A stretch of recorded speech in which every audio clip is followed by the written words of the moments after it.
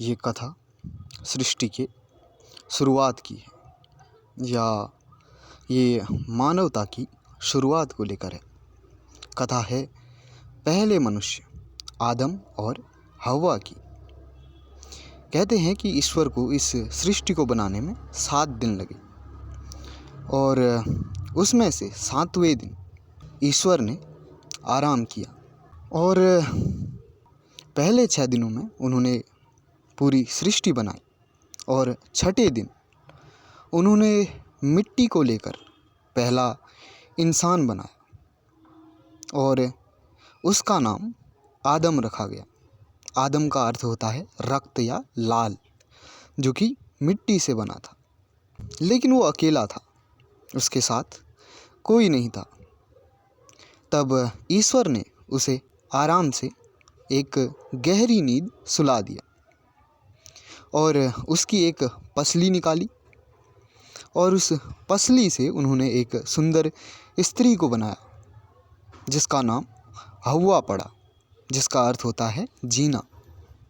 और उन दोनों को ईश्वर ने अदन का बगीचा, अदन जो कि एक प्रकार का स्वर्ग आप कह सकते हैं, उस बगीचे में रखा गया। वे दोनों नग्न रहते थे, एकदम मासूम और निष्कपट।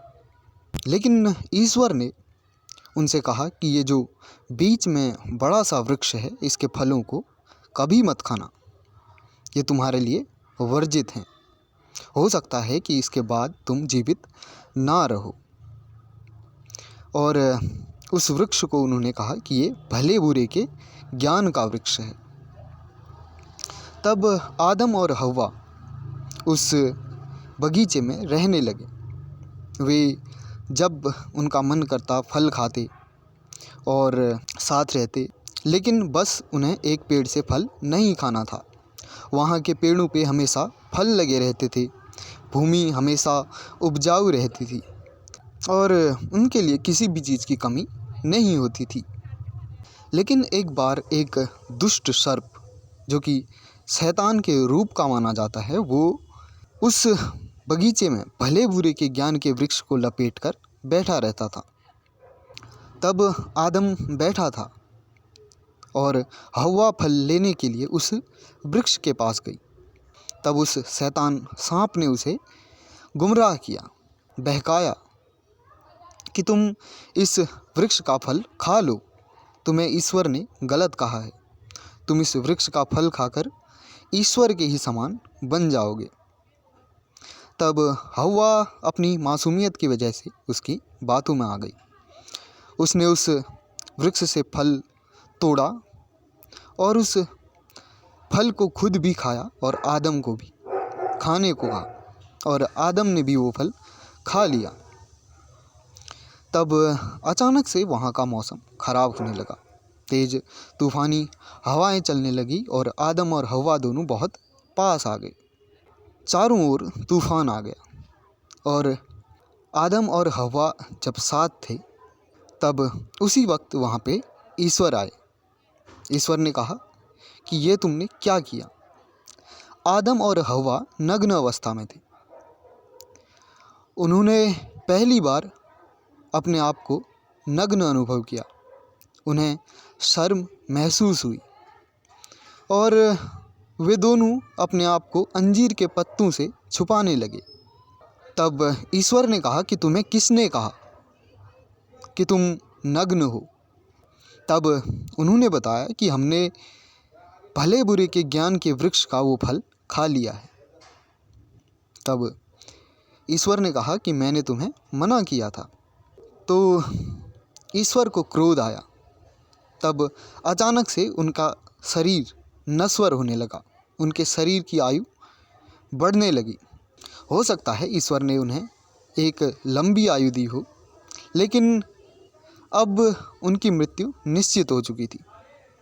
ईश्वर ने कहा कि अब तुम नश्वर हो, तुम्हारी मृत्यु होगी। और उन्होंने आदम को श्राप दिया कि वो बैठा था और उसने फल लेने के लिए हव्वा को भेजा, इसलिए वो कठोर श्रम करेगा जीवन भर, सिर्फ अपना पेट भरने के लिए। और उन्होंने हव्वा को श्राप दिया कि वो बच्चे पैदा करेगी, क्योंकि उनका शरीर अब नश्वर हो चुका है और वो गर्भ धारण करेगी और बहुत अधिक कष्ट सहेगी और कमज़ोर होने की वजह से शारीरिक रूप से उसे पुरुष के अधीन भी रहना पड़ेगा। साथ ही साथ उन्होंने सांप को भी श्राप दिया कि अब से वो पेट के बल चलेगा, जीवन भर रेंगेगा, भूमि की धूल खाएगा और उसकी आदम और हव्वा के जो वंशज होंगे मनुष्य, उनसे शत्रुता होगी। वो उनकी एड़ी को काटने दौड़ेगा और मनुष्य उनका फन कुचलने को दौड़ेंगे।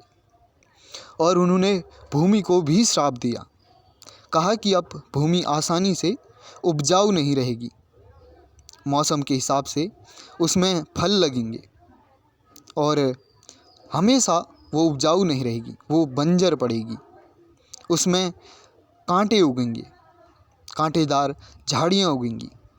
और ईश्वर ने कहा कि अंत में उन दोनों का शरीर मिट्टी से जो बना है वो वापस से मिट्टी में मिल जाएगा। और इस श्राप के साथ उन्हें नश्वर बनाकर ईश्वर ने अदन के बगीचे से बाहर निकाल दिया।